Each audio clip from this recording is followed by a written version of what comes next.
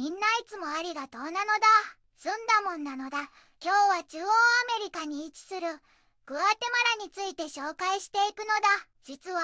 みんなが大好きなお菓子のチョコレート、その歴史はグアテマラから始まったって知ってたのだ。昔のマヤ文明では原料のカカオ豆がとっても貴重で、なんとお金の代わりに使われていたらしいのだ。びっくりなのだ。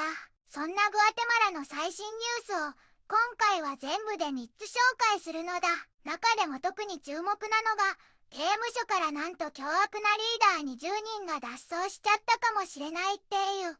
前代未聞の大事件なのだ。監視カメラも操作されてたみたいで、職員が協力した可能性もあるって言われているのだ。一体何が起こったのか、これは見逃せないのだ。この動画が良いなって思ったら、高評価とチャンネル登録も忘れずによろしくなのだ。それでは早速、一緒に見ていくのだ。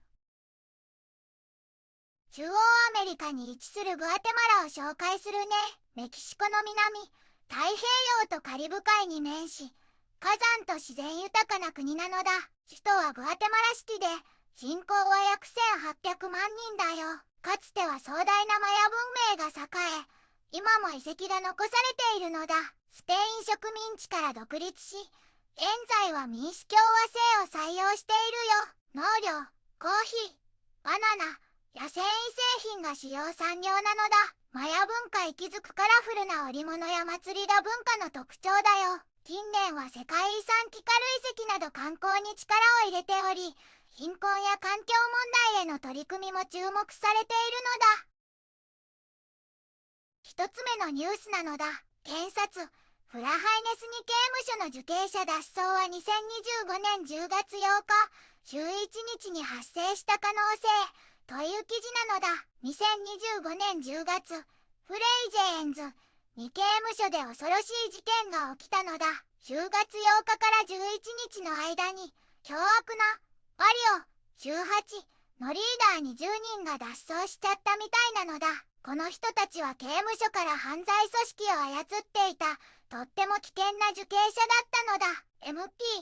検察の調査で、刑務所の監視カメラが操作されていたことが分かったのだ。しかもトンネルとか施設の損傷は全然見つからなかったから、刑務所の職員が脱走に協力した可能性がとっても高いって言われているのだ。行政大臣から現場の監視まで、たくさんの人が関わったかもしれないって聞いているのだ。この件で、元刑務所幹部3人と麻薬対策担当副大臣1人に職務不履行と脱走幇助の容疑で逮捕令状が出されたのだ。これほど大規模な脱走は前代未聞で、MP も本当に残念なことなのだって言っていたのだ。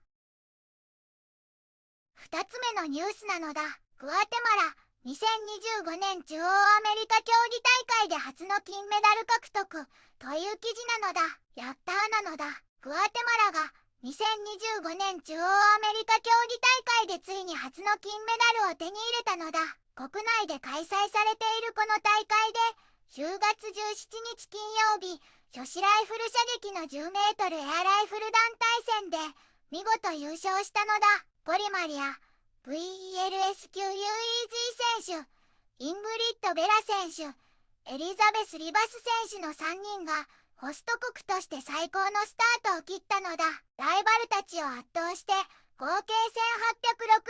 1860.8点という素晴らしいスコアで1位に輝いたのだよ。この勝利はグアテマラが大会全体でメダルをいっぱい取ってトップを目指すという強い決意をみんなに見せてくれたのだ。みんなで喜びを分かち合ったのだよ。すごいのだ。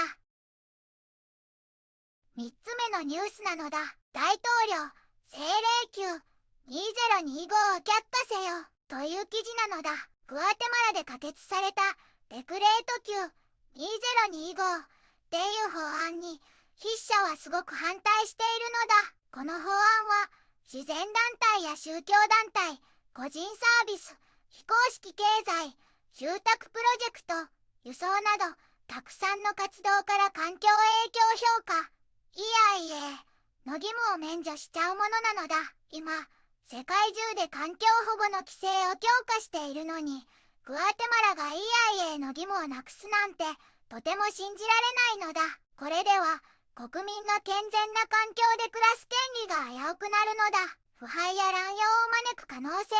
あって、環境汚染や生態系の破壊につながっちゃうのだ。この法案は憲法違反なのだし、平等原則に反しているのだ。それにグアテマラが結んでいる国際的な環境保護の約束にも背くことになっちゃうのだ。環境保護のレベルを後退させる不後退原則にも違反している、すごく危険な法案なのだ。誰かが環境や公衆衛生に損害を与えても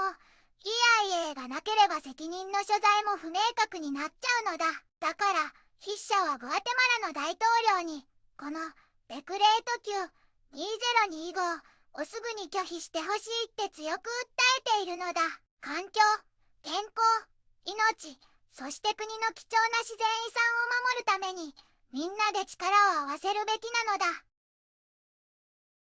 グアテマラはマヤ文明と豊かな自然が魅力的な国なのだ。残念な刑務所脱走事件や環境法案への懸念もあるけれど、スポーツでの金メダル獲得という明るいニュースもあったのだ。様々な顔を持つグアテマラの未来にこれからもずんだもんは注目していくのだ。